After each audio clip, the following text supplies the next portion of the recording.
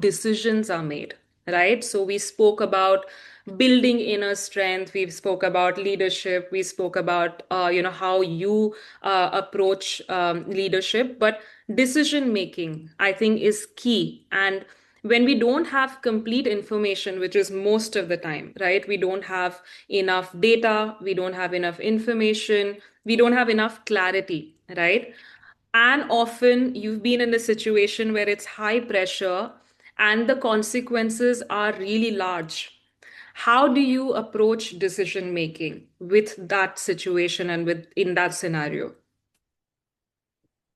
Best decision is when you take informed decisions. Yeah. Like when you have all the facts and then you go for the decision. But such a situation is very rare. So Yeah. much of data is there, and you have to cull out only the relevant data or relevant information to come to a conclusion or come to a decision. But for the quick decision or the on-the-spot decision or split-second decision, you have to believe in your instincts.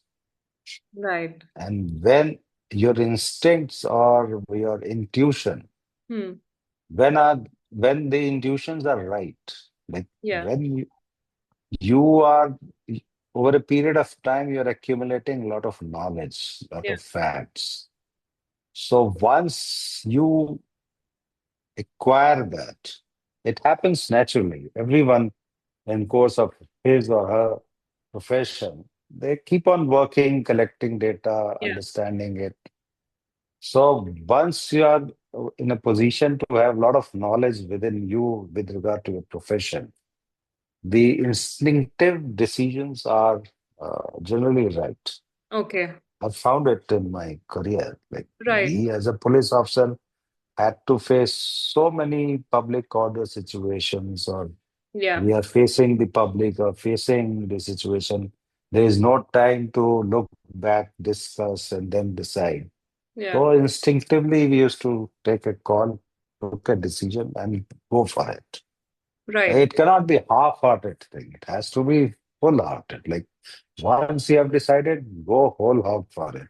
Yeah. It's like Don't full think whether I've conviction. taken a Yeah. yeah, don't think that whether we have taken a right decision or wrong decision, what will happen. Yeah. If you are in a doubtful mind, then of course the result will not be appropriate. So, can you tell us an incident which is very stark in your mind where you had to take not a very informed decision, right? I mean, early in your career, you would not have enough knowledge, enough information, and but you had to take that decision, which could have immediate consequence, right? How did you approach that? Was there a process? Because that instinct is not yet developed completely. Okay, I'll tell you one thing. Right in the beginning of my career, I faced so many situations right from the beginning. Yeah. But one particular incident has been etched in my memory, and I share with you. That is when I was the DCP East Zone in Ahmedabad city in 1989-90. That was hardly 5, 6 years of my service. Right. If you deduct 2 years of field training, then it comes to three, Three three and years. a half years Yeah. of yes. Now that East Division at that point of time was considered to be the most hypersensitive division from the communal point of view. Right. And I was posted in a situation in that division when the riots were on, and the very bad situation in Ahmedabad city. So when I was patrolling in an area, I got a call that in some other area, which is not under my jurisdiction, but adjoining to my area, there is a huge mob collection and people are very much agitated, and there is a lot of commotion in the area. So I went there, and the local DCP was not there. I asked my driver to take the vehicle there. So we went there, we were mobbed by the people, mostly ladies and children. They were very much scared because a lot of stone pelting, private firing was going on, and the burning rags were thrown on the roof from the rooftops on the houses and on the people. So there was a house in front of which there was a mob. I was mobbed. I tried to calm them down. With me only myself, my driver, and one gunman was there. Okay. So when I came out of my jeep, they mobbed me. I tried to calm them down, but they when they told me that this thing is happening, so and it was coming from the rooftops. It's a very congested area, lanes Right. by lanes, very narrow. So I decided to go up to the roof of one of the houses. It's a small, very congested three-storied house. So I went inside. The moment I started climbing the stairs, they bolted the door from outside. So I was alone along with my gunman only. There was no one with me. Okay. Anyway, we reached to the rooftop, climbing the stairs. Electricity was not there. It was cut. And there was a darkness all over. And you can understand shouting, slogan shouting, speaks. The people were very scared, and then private firing and burning rags were being thrown. It's a very Scary. scary scene. Yeah. Then I took a call. I said it has to be tackled very effectively and very quickly. I asked my gunman to kneel down, take his 303 rifle on his shoulder, and fire. From there, the burning rags are coming. He fired one round, and then there was a quiet. There's a Okay. peace. Quiet in the sense that nothing happened after that. After some time, we came down, and then there was a quiet, and we combed the area. We found the injured person and a lot of kerosene, petrol, and burning rags on the rooftops. Yeah.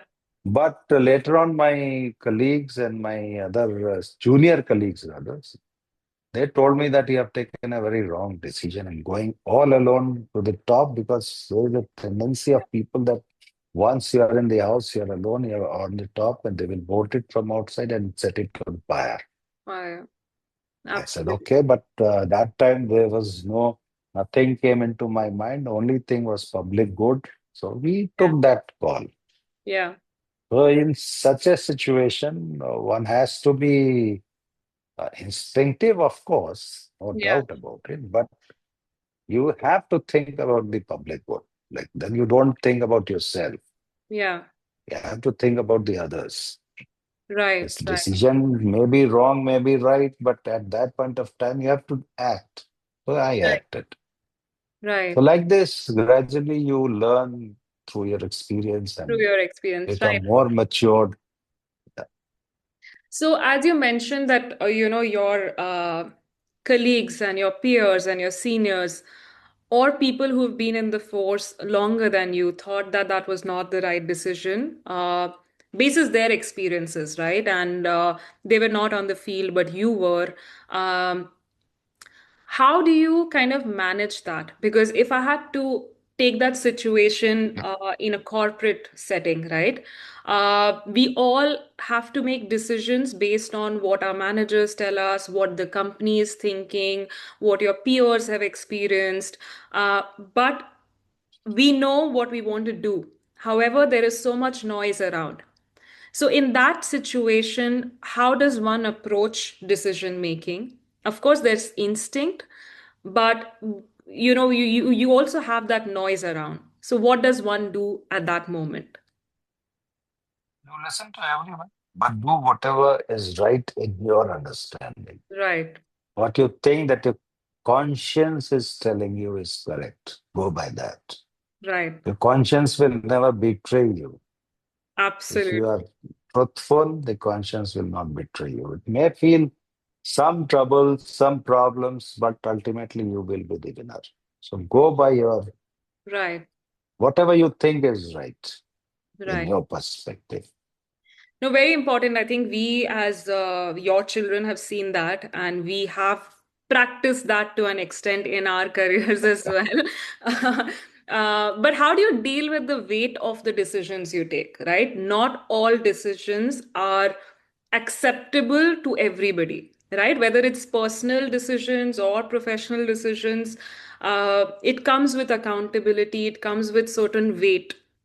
So, you mentioned the conscious being clear, right? It is clear, we are truthful, we are taking the decision to the best of our capabilities, but there are consequences attached to the decisions as well.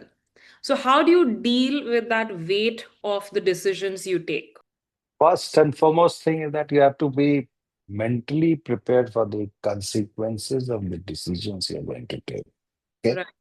Once you have taken the decision, and then you have to tell to your superiors or the peer group, you have to convince them with logic. You have Yeah. to explain the situation. You have to explain them the situation under which you have taken that decision. You have to explain the circumstances. Then logically you justify your decision. Yeah. And ultimately, if it is good in the corporate context, if it is good for the company, Yeah. even if decision for the timing is not liked by the seniors or the colleagues, even then they will accept it.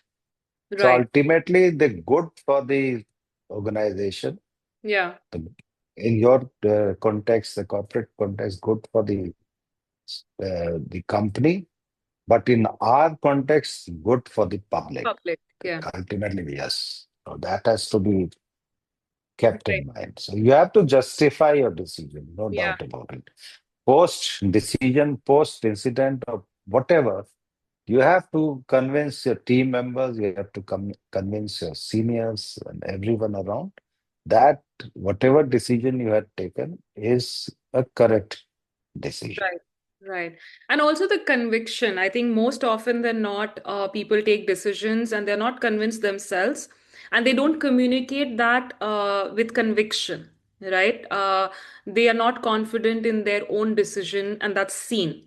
So I think in today's generation, being convinced and having that conviction in the decision you take is extremely important. Um, that brings us to to the next question.